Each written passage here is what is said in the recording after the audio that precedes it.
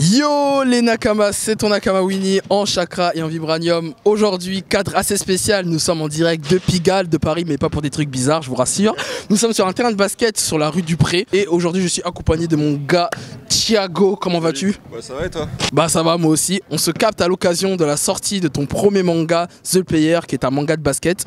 C'est pour ça que du coup bah on est venu sur un terrain de basket. Nous on va sur le terre-terre, on choisit les cadres idéaux pour les cadres d'interview.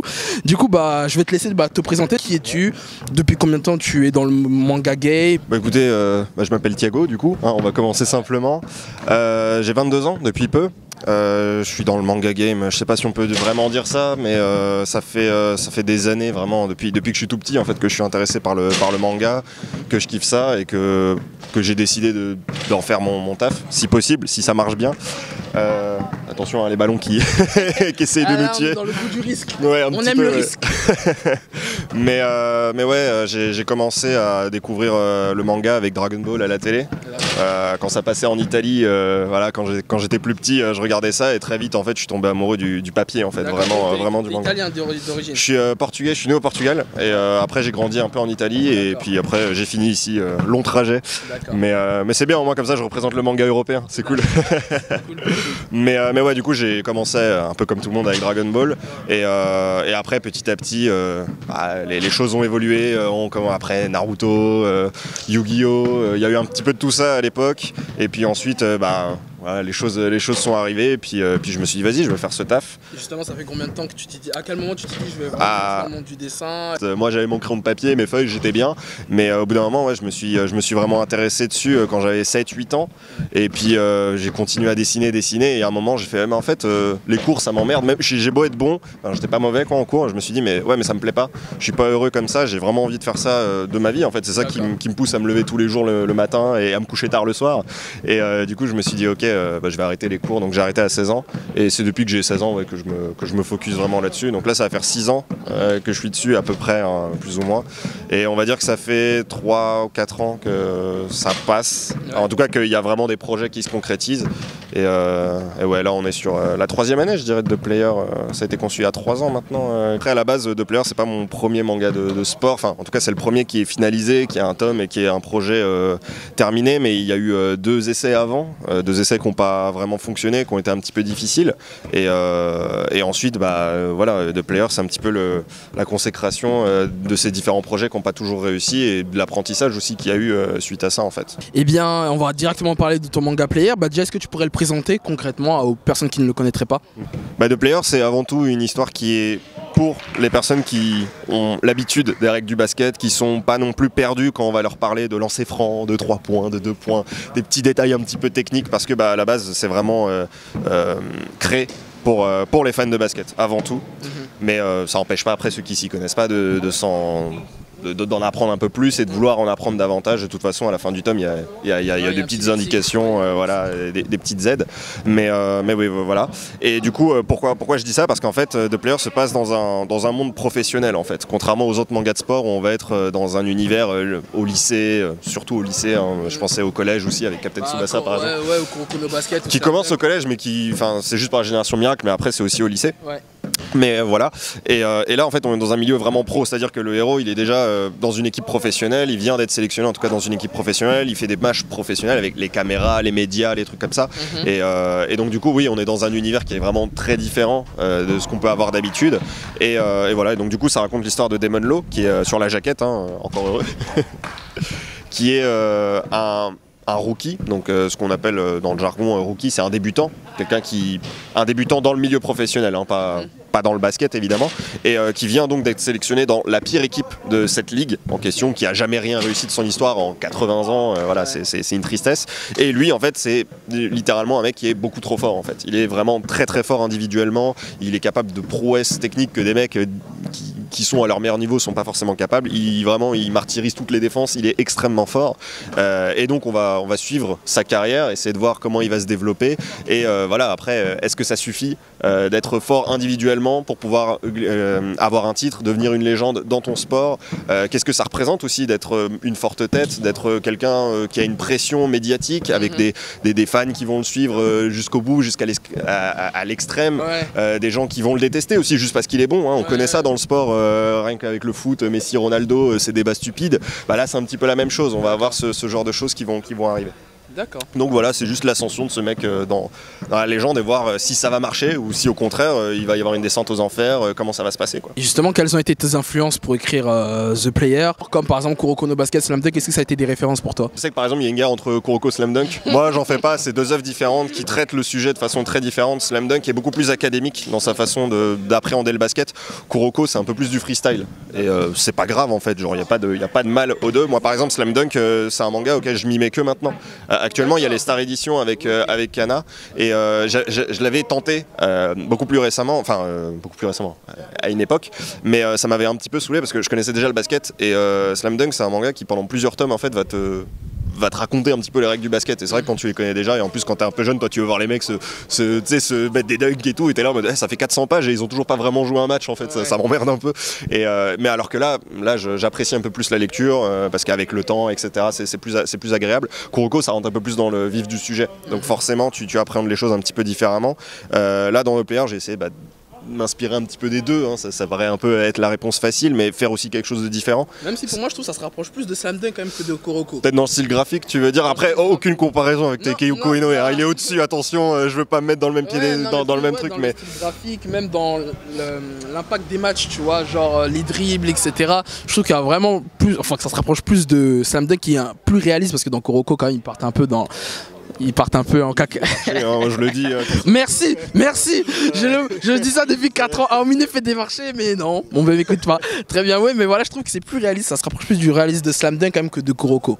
En réalité, pour même aller un petit peu plus loin, je me suis inspiré tout simplement de la NBA. C'est-à-dire, moi je suis un fan de NBA, ça fait des années que je regarde la NBA et j'essaye de m'inspirer de ça. C'est pour ça aussi que je dis qu'il y a un truc, il faut s'y connaître un petit peu des fois pour comprendre 2-3 trucs. Parce que par exemple, pour présenter un personnage fort, contrairement à un manga classique de sport, on va dire oh il est fort et puis on va te montrer lui qui va défoncer un panier, etc. Ouais. Là en fait j'ai juste à montrer les stats professionnelles du joueur en fait. Et le gars qui s'y connaît, il voit les stats et il fait putain mais en fait ce mec il met des moyennes que tel joueur en NBA mettait, donc je peux situer très rapidement le niveau. Ou même quand tu veux voir un mec qui fait un bon match, tu vois un gars, il a mis 47 points, putain, c'est bien en fait, c'est plutôt bien. Et en fait tu comprends tout de suite. Et souvent dans les mangas, là je vais citer Kuroko, mais je suis pas allé assez loin dans Slam Dunk pour dire si c'est aussi le cas. Mais des fois ils vont dire Murase Kibara il a mis 100 points, tu vois. Et bon, ouais, c'est facile, mais bon, d'un autre côté on perd un peu de crédibilité des fois. Et après c'est une technique de narration comme une autre, mais forcément ça crée des différences. Oh panier.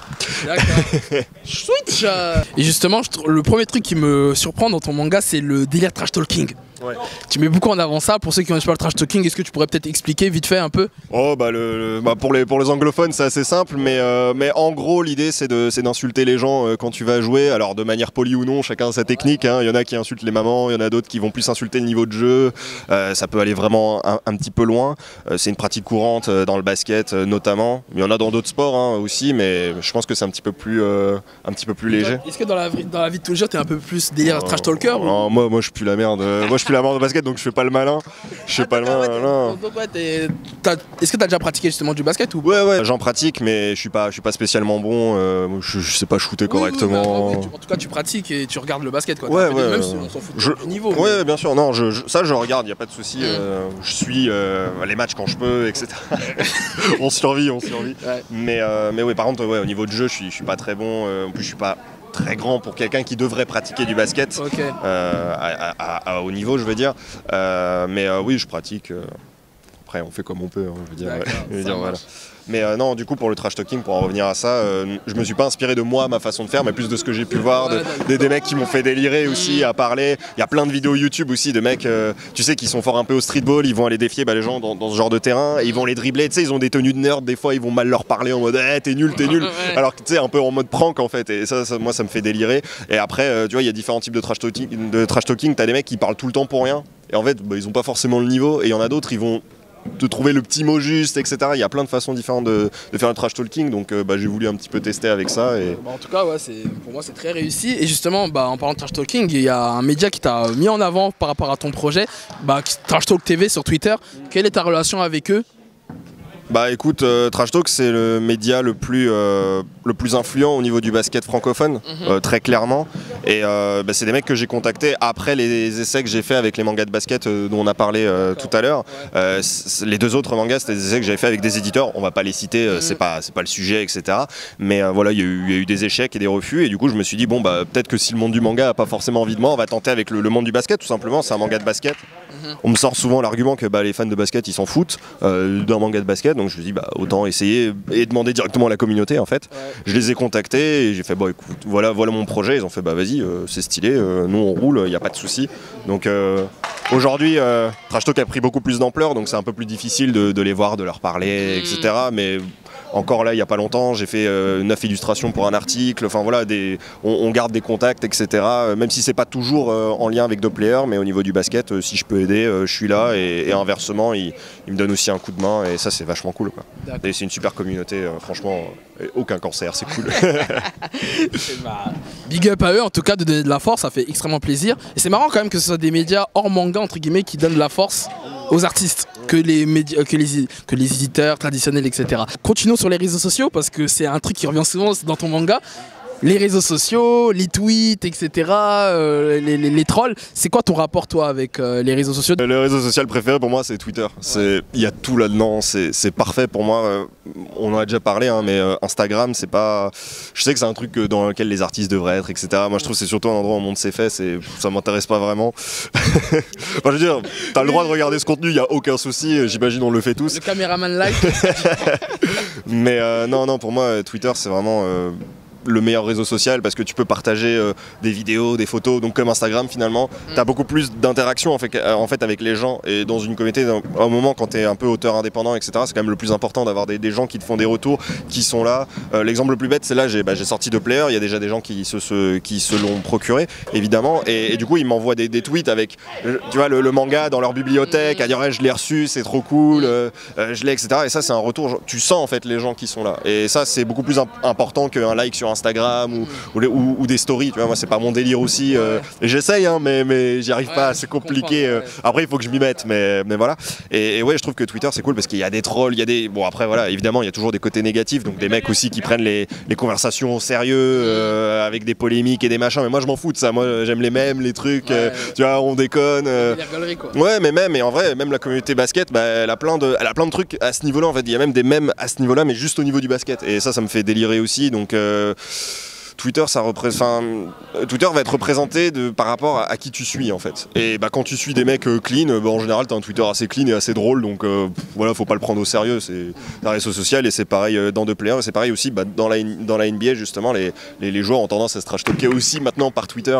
C'est un truc qui se fait beaucoup, et du coup ça m'a inspiré encore une fois pour le faire directement dans le manga, quoi, parce que c'est marrant. D'accord. En tout cas, là je viens de tomber sur une page en feuilletant le manga, que ça m'a rappelé une question que je voulais te poser, parce que la ligue, c'est pas la NBA. T'as créé une ligue fictive. Pourquoi? Pour des questions de droit, j'imagine, qui s'appelle la NBA. Et ce qui est marrant, c'est que les équipes, en fait, c'est inspiré de plein de villes dans le monde. Tu vois, par exemple, il y a même Paris Eiffel, débat. Du coup, pourquoi avoir fait ce délire équipe dans le monde et pas te focus que sur les États-Unis, par exemple? Bah, on va pas dire que les États-Unis c'est surcoté, etc. ou quoi que ce soit, mais je trouve que c'est cool de pouvoir représenter un petit peu plus de pays, tout simplement, qui jouent au basket. Je veux dire, après, Doppler se passe quand même aux États-Unis. Je veux dire, le héros est dans une équipe américaine et ça se passe à Phoenix, Las Vegas, Los Angeles, etc.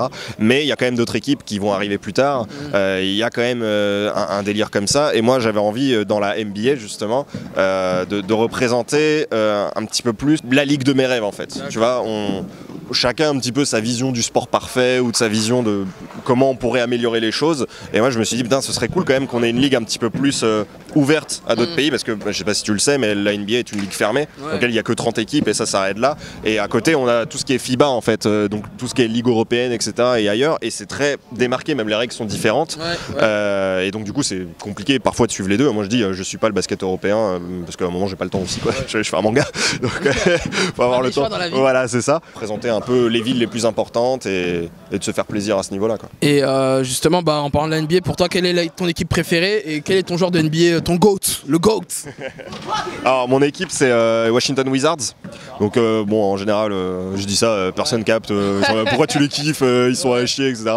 Non moi c'est ma team, voilà, ça fait des années que je les suis, ça fait des années que je pleure mais on fait avec. Ouais, ça, pendant un moment ils étaient bien avec comment s'appelle le genre de basket là. Lequel, John Wall? Ouais, John Wall. Bah là il est blessé pendant un petit moment là, donc on va pleurer un petit peu. Non là c'est cool par exemple parce que là les Wizards viennent de drafter un rookie, donc pour revenir au thème, qui est un japonais.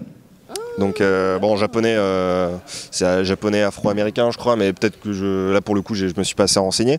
Mais ouais c'est plus ouais. Pour l'instant, il a été convaincant sur la ligue de la pré-saison, la Summer League. Après, il faut voir qu'est-ce que ça donne en vrai match. Mais ouais, c'est vrai qu'il y a une équipe qui est cool, le caractère, le logo, les maillots qui sont cool. Et puis ouais, après, il y a mon joueur préféré qui n'évolue plus, en NBA, mais qui est Gilbert Arenas, qui est mon GOAT du cœur entre guillemets. Hein. C'est lui qui m'a vraiment fait tomber amoureux et des Wizards et du basket en général. Je dirais qu'aujourd'hui, le joueur qui me vend le plus, c'est de rêve en fait, c'est peut-être Stephen Curry. Ouais, ça fait peut-être. Demander c'est qui pour toi le meilleur joueur actuellement là. Le meilleur joueur actuellement, je dirais pas Stephen Curry, mais en tout cas c'est celui qui me fait le plus vibrer. Parce que le mec il a transformé le jeu ces dernières années et c'est impressionnant et c'est inspirant en fait. Tu dis la vache, il est pas très grand, il est pas très costaud et pourtant le mec il te met des records à foison, c'est incroyable. Après le GOAT, je l'ai pas vu jouer mais bon je suppose que Michael Jordan ça rentre dans la discussion. Il y a LeBron qui est sérieux mais je dirais qu'au niveau du comportement c'est pas ce que je préfère. Voilà, aller dans 3 franchises, ramener toujours ses potes. Après voilà, moi je veux pas créer de guerre etc. Je kiffe les Wizards et Gilbert Arenas donc à partir de là mon avis il vaut que dalle. J'ai l'impression qu'en lisant le manga, tu vois, j'ai l'impression que tu as voulu tout mettre dedans, vraiment le player, représenter tous les caractères d'un joueur, tu vois, les motivations, la mentale, le côté trash talking, les dribbles, enfin, comme si c'était un one shot en fait, tu vois ce que je veux dire. Il y a ce délire un peu one shot, même si voilà tu peux continuer, mais il y a ce délire one shot. Pourquoi cette sensation là, justement, mon cher Thiago? Bah écoute, parce qu'il faut être convaincant avec un premier tome déjà, c'est ce qu'il faut se dire. Encore une fois, c'est un tome indépendant, donc je peux pas promettre qu'il y aura un tome 2. Moi j'ai envie de bosser sur un tome 2, un tome 3, un tome 4, etc. J'ai bossé longtemps pour qu'on puisse avoir ce résultat-là, mais là ça dépend plus de moi. Moi j'ai fait ma part du job, maintenant... c'est à vous. Faut soutenir les gars, voilà. Faut lire The Player. Faut que le tome sorte, et là aussi c'est pas facile, parce que vu que c'est de l'indépendant, ça coûte un peu plus cher. Ça coûte un peu plus cher vu que c'est de l'indépendant, donc forcément quand t'es là et tu dis je vais me prendre mon tome de Dragon Ball à 7 € et toi t'es là et tu fais ouais mais 2 players c'est 15 €, tu fais ouais mais j'ai peut-être pas envie, je connais pas tu vois, et je le sais mais t'as pas le choix quoi. Si je veux en vivre j'ai pas le choix de faire ces prix là et ouais tout dépendra des ventes, donc forcément on finit avec une fin qui n'est pas ouverte en vrai. Tu t'attends à une suite avec cette fin là. Bah oui, normalement. Je vais pas spoiler, on va pas spoiler, mais voilà, en tout cas même moi tu vois elle est déjà écrite, ce passage là est déjà écrit et je sais déjà ce que je fais, je sais déjà où je vais, mais oui il fallait avoir cette sensation de ok tu veux voir du basket, tu vas en voir, parce que encore une fois c'était destiné à un public. C'est ça, parce que comme je vais compléter ce que tu allais dire, je pense c'est que vraiment j'ai l'impression il y a que du match, il y a pas trop ce délire lifestyle, enfin à part vers la fin du manga. Vers la fin, ouais. Ça j'ai trouvé ça un peu dommage, tu vois, j'aurais préféré un peu plus de voir de lifestyle. En plus ce personnage a l'air hyper attachant et c'est pour ça que j'avais vraiment ce délire one shot, tu vois, ce que je ressentais. Non bien sûr, en fait le truc c'est que vu qu'on avait fait ça avec Trash Talk, ils ont pas interféré dans le scénario et tout, mais moi vu que c'était publié chez eux au début, je me suis dit ok il faut quand même que ce soit intéressant pour les mecs qui kiffent déjà le basket. Et du coup tu peux pas arriver et juste dire dans 4 chapitres vous allez voir un match de basket, tu peux pas, il faut que tu arrives direct match de basket. Tu vois, après j'essaie quand même de raconter des choses durant ces matchs, d'envie, même pour ceux qui connaissent pas de le basket ou etc, de s'y mettre en fait, tu vois le match, tu fais oh putain je suis dedans en fait, tu vois, et ça arrive à tout le monde quand tu découvres le sport pour la première fois, un sport qui va te faire kiffer, t'as toujours ton match de référence, le premier de ta vie qui va te faire truc, et j'ai voulu un petit peu insuffler ça dans The Player. Après oui justement à la fin je me dis ok je vous ai montré assez de basket, maintenant j'ai le droit de développer mon histoire en fait, c'était vraiment l'objectif, et le tome 2 par exemple il est là. C'est comme si c'était un tome 0 un peu. C'est ça, le tome 1 est un chapitre 0 on va dire, t'as du basket pour te dire voilà ce qui va t'attendre plus tard quand il y aura des enjeux. Pour l'instant voilà c'est une exhibition, ce que j'aime bien dire c'est que le tome 1 c'est une exhibition de basket, et on a un début de voilà qui est le personnage, voilà qu'est-ce qu'il peut y avoir, et ça peut être cool en fait, tu vois, à partir de là, et après il faut que les gens soient intéressés par ce qui peut arriver par la suite, c'est évidemment. D'accord. Très bien, dernière question, après j'ai un petit jeu pour toi. Du coup, que penses-tu de la scène française de manga, et quels sont tes projets à venir du coup, mon cher Thiago? Bah écoute, la scène du manga, ça s'améliore quand même. La scène du manga français, j'imagine là tu parles vraiment des publications 100% francophones, voilà. Francophone, ça s'améliore largement. Il y a quand même une époque où personne n'était publié, on se moquait du manga qui était fait par d'autres personnes que des japonais, enfin on le dit pas assez mais c'est du racisme, hein. Enfin, je veux le rappeler, je veux dire, je suis désolé mais juger un auteur par sa nationalité ça n'a rien à voir avec son talent ou ce qu'il peut faire, enfin un auteur de manga n'est pas bon parce qu'il est jap, on s'en fout de ça, il y a plein d'œuvres japonaises très mauvaises. Et le caméraman qui fait des grands, qui fait des grands oui. Et justement si c'est pas publié en France en général c'est que c'est pas bon. Et il y a plein de mangas au Japon qui viennent pas en France, hein, pour cette raison et pour d'autres raisons évidemment. Mais oui, la scène s'est largement améliorée, on a des auteurs de talent, après il y a toujours des auteurs qui peuvent faire un petit peu polémique, je vais pas citer des noms ou quoi que ce soit, il y a des œuvres qui méritent pas d'être mises en avant, d'autres qui le méritent un peu plus et qui le sont pas assez. Mais par exemple quand tu vois Tony Valente qui a eu droit à son animé Radiant au Japon, ça te fait rêver ou tu te dis Non, moi je sais qu'avec Doppler il y aura jamais d'animé, voilà, faut pas. Mais sur un autre projet, pourquoi pas. Après moi, comme j'ai dit, je suis surtout amoureux du papier en fait. Moi j'aime pas pour la sensation de papier etc, mais juste pour les techniques de narration, pour comment ça fonctionne, le découpage. Moi c'est un truc que je kiffe vraiment et qui est pas assez mis en avant aussi dans les créations, mais trop souvent en avant le dessin ou le scénar, et on oublie que le scénar c'est raconté grâce au découpage par exemple, et ça on le met pas souvent en avant. Et mais même oui, un animé si un jour ça existe évidemment, là je fais le mec en mode ouais bon c'est pas mon rêve mais évidemment que si un jour ça arrive, moi je je fais le tour de Paris à poil, y a pas de souci. Mais non, mais évidemment ça c'est des objectifs à très long terme. Moi l'objectif à court terme c'est de pouvoir en vivre et après pouvoir faire vivre aux gens pouvoir faire vivre des bonnes aventures aux gens et juste apprécier une bonne lecture quoi. C'est déjà l'objectif. Mais après projets à venir du coup pour les projets à venir, là je participe au tremplin Kiyun.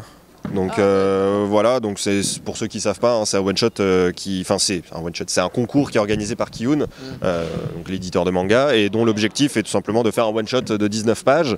Et si le one shot est convaincant, il sera jugé par des mangakas japonais. Et une de chez Kiyun, Yamishin, mais j'ai plus les noms des deux autres, honte à moi. Et si ça marche bien, en tout cas si ça arrive en premier, tu gagnes un petit chèque, c'est toujours cool, et tu as un contrat qui est promis pour une série n'importe laquelle que tu pourrais faire. On a failli mourir avec Kiyun. J'ai le acquis de l'observation. Et donc voilà, donc là je participe là-dessus. À côté, j'ai un contact avec un éditeur de manga plutôt bon. Et on a eu des encouragements là très récemment, donc ça peut bien évoluer dans le bon sens. Et j'ai un autre contact avec encore un autre éditeur. Et tout ça, c'est des projets différents à chaque fois. C'est pas toujours, c'est pas du 2-player. 2-player, c'est vraiment de l'indépendant, et le reste, c'est vraiment des autres projets. On espère que ça fonctionnera. À côté, je prépare aussi un webtoon. Donc là c'est pour un petit peu plus les gens qui s'y connaissent, etc. Mais c'est un autre format. Mais ça reste dans de la BD, hein, de toute façon. Moi, ce qui m'intéresse, c'est de vivre en dessinant et en racontant des histoires. Après, le format, c'est autre chose. Mais voilà, donc plein de projets. Après, on va voir si ça fonctionne. Et puis, il y a un projet secret, mais je t'en parle après l'interview. Voilà, voilà, ce sera entre nous. D'accord, ça marche. Et bien du coup, je vais te faire un petit jeu. Je vais te poser un petit quiz de 3 questions. Parce que dans ton manga, du coup, comme on l'a dit, le trash talking est vraiment mis en avant. Okay. Du coup, je vais te mettre en avant 3 situations. Ouais. Je te mets donc t'as 2 réponses et tu me dis laquelle des 2 situations tu préfères par rapport à la question que je vais te poser. Okay, tu vas comprendre le concept. Okay. Alors imaginons que Trash Talk, le média sur Twitter, il fasse un tweet sur ton manga et il dise ouais, vas-y, il a changé, son manga, il respecte pas notre ligne éditoriale. Est-ce que tu leur réponds directement en tweet, tu les clashes, ou tu leur réserves un droit de réponse dans ton manga The Player directement? Non, jamais je ferai un truc comme ça. C'est grâce à eux s'il y a un tome papier qui s'est fait. Le trash talk c'est cool, mais à un moment le respect il s'impose aussi. Non, déjà je sais qu'ils feront jamais ça. Ouais. S'il y a un truc à dire, Bastien qui s'occupe de trash talk, il m'envoie un message, il me dit écoute, faut qu'on parle, etc. On discute, on s'appelle, et puis c'est voilà, on règle pas les pots cassés justement sur Twitter bêtement en fait. Voilà, on n'est pas des gangsters virtuels. Ouais, voilà, non, ça sert à rien. Ouais, bon là j'ai vraiment une mise en situation vraiment salace. Mais bon, voilà. Non, mais c'est... Même lui, il est heureux. Ok, très bien. Deuxième situation. Tu as dit que tu aimais beaucoup Stephen Curry. Ouais. Imagine Stephen Curry, il lit ton manga The Player et il dit franchement là, ton Demon Law, là, c'est un petit amateur, il pue la merde, etc. Est-ce que tu lui réponds directement sur Twitter ou tu fais affronter Demon Law à Stephen Curry et tu lui fais un petit dribble dans ton manga? Je pense que je fais les deux. Non, parce que je pense déjà je réponds au tweet et je dis bon, tu t'es quand même fait remonter 3 en finale. Oh. Voilà. T'as dit que t'étais pas un trash talker, mais. Non, mais celle-là, elle est classique, j'ai le droit. Ouais. J'ai le droit. Après, j'ai beau dire ce que je veux. Après, je peux aussi dire qu'il a pas de titre de MVP des finales, hein, ça suffit aussi.